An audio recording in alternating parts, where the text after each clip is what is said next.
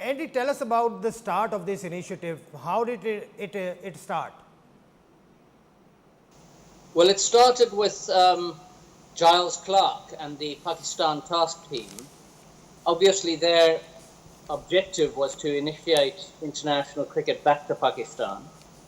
And a big part of that was and their idea was to take a World 11 to play a series of matches in Pakistan, and for that to be a successful trip. And that would kickstart international cricket being hosted back in Pakistan. The safe and steady return of international cricket to Pakistan is the ultimate goal, and this was a first step in that direction. When did you start working on this project?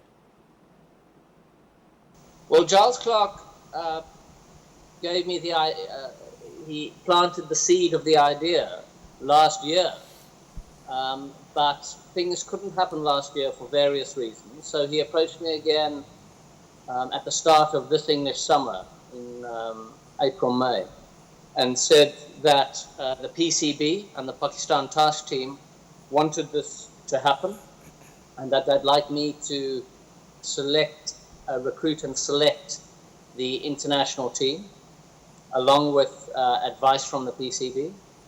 And I was all for it. I think the cause was a great cause to get involved with, and I also thought it would be something exciting to lead.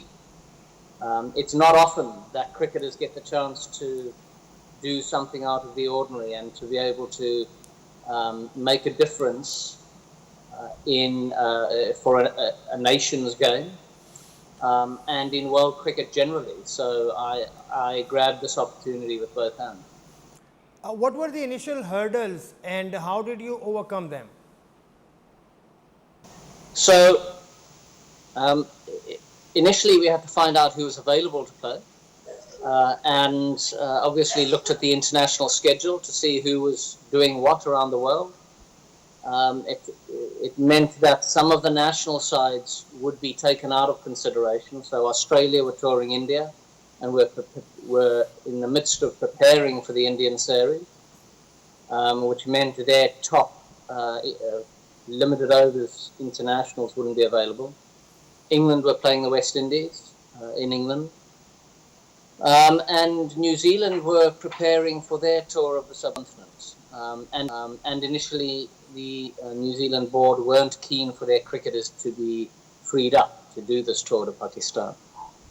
So that left us with various other options. So I recruited an agent friend of mine who eventually managed the tour, a young man called Will Quinn. And together we started making phone calls around the world to some of these international stars to gauge their interest. I took some of the findings of those initial investigations into international cricketers' interest. I took those findings back to Giles Clarke and also to the PCB, and told them that, and gave them the names of the types of people that would be available. And I wanted to know if this was the type of team that they would be happy to engage with. The quality of the player that we were talking to was excellent, and the PCB were happy with that. And then the next hurdle to overcome was to ensure that the contracts that the players were going to sign with the PCB were approved by the ICC and FICA, and the players, and having the Players Association behind this initiative was very important. So communicating in a healthy fashion with FICA, and then also ensuring that FICA and the players were happy with the security plan was absolutely crucial. So was it a one-time affair, or we could hope to see another round next year of the World 11 in Pakistan? Asif, that is a question that you'll have to ask Najam Sethi and the PCB board. I'm not sure if they want this to happen again. It was very obviously a very successful week, um, and the next step is for Sri Lanka to play an international match in Pakistan, and then for the West Indies to do the same. If that sort of momentum is continued, I'm not sure whether it will be necessary for a World 11 to come back to Pakistan. I do know that the players would love to come back. The players in our squad, in the international squad, really enjoyed their week. They loved the warm welcome that they got in Pakistan. They enjoyed the cricket. The stadium's an outstanding stadium. The facilities are great, but most especially the players really loved the warm welcome and the passion for the game that they experienced in amongst the public in Pakistan. Andy, would you take up the same responsibility if you are offered again? Yeah, I'd love to do it again. I really enjoyed it. I enjoyed getting the team together. We've got a really good bunch of people together, and of course they were earning money for this venture, but they're professional cricketers, so quite rightly. But I thought that they really embraced the spirit in which the venture was undertaken.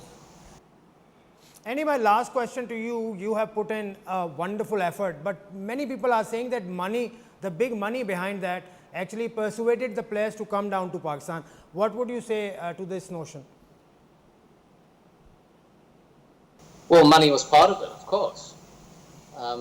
But as I said, the players are professional cricketers. They get paid for all the cricket that they play. I think that was a part of getting them to Pakistan.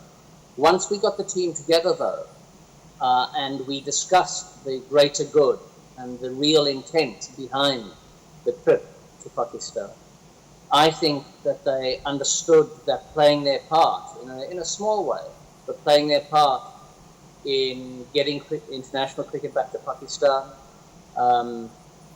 in making their contribution to the reintroduction of cricket there, and really embracing the fact that Pakistan as a nation would grow from the reintroduction of international cricket.